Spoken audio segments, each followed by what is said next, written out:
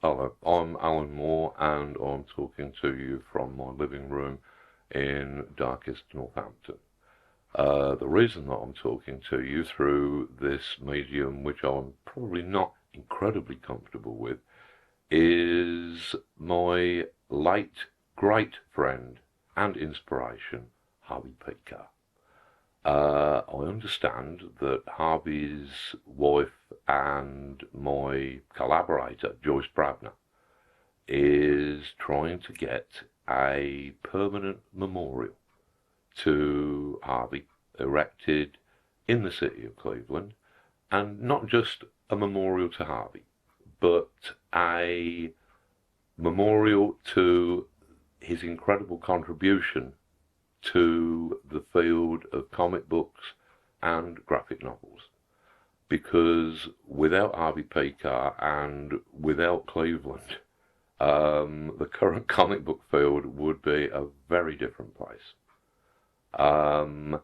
Cleveland is, of course, famous for having pretty much birthed most of the elements that go to make up the contemporary comic scene. In the 1930s, it was, of course, two Cleveland teenagers, Jerry Siegel and Joe Shuster, who created, with Superman, the beginnings of a gigantic multimedia and multi-million-dollar industry devoted to the superhero. That's all well and good. The other, and perhaps more important, strand in comics that has developed in the last 20 years or so would be the autobiographical comic, which just talks about human life as it is lived in this world in the present day. This has produced some incredible pieces of graphic literature, and I would say that all of those grow out of the tremendous inspiration provided by Harvey Pekar. Harvey, back then in the very early 80s, was turning out American splendor and teaching an entire generation of people the value of ordinary, everyday experiences, the incredible power of history and place and personal interaction, the things that actually make up our lives.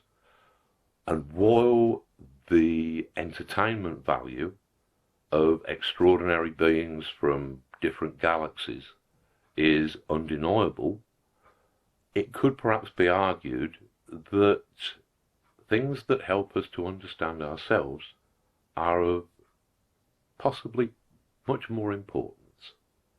And it was Harvey's voice that inspired so many of us to go on and to help him transform the landscape of the comic book medium. In my opinion, he was probably the greatest writer that the comic business produced in the last 40 or 50 years. He had an incredible ear for the trivia of existence, for the lilt in someone's voice, for the occasionally profound things that people are wont to say.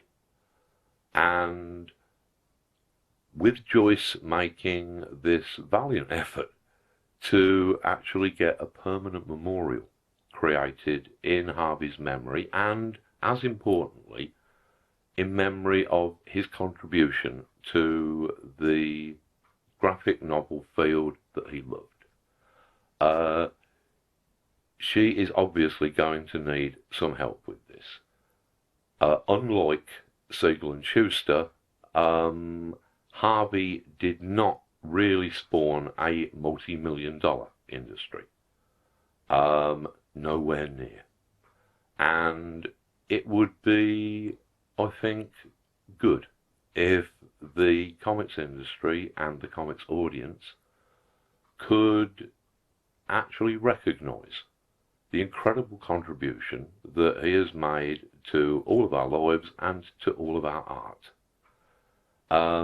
To this end, what I am going to be doing is hopefully in the very near future to be arranging some kind of video conference whereby people who have donated a certain amount of money to the cause of actually getting this monument created and installed, where they will be able to talk to me, if not face to face, then lens to lens, for a couple of hours at some point in the very near future.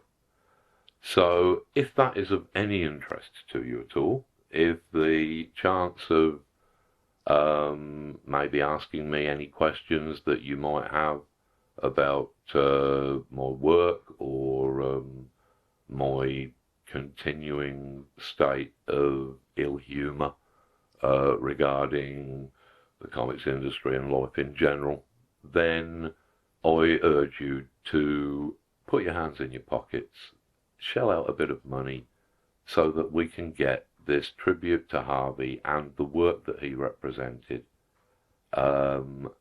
actually, so that we can make it a reality. I'd be very grateful. I know that Joyce would be very grateful, and I think that culture as a whole should be very grateful. So, like I say, please make your donations, and if they are sizable enough, then I will hopefully be seeing you very soon.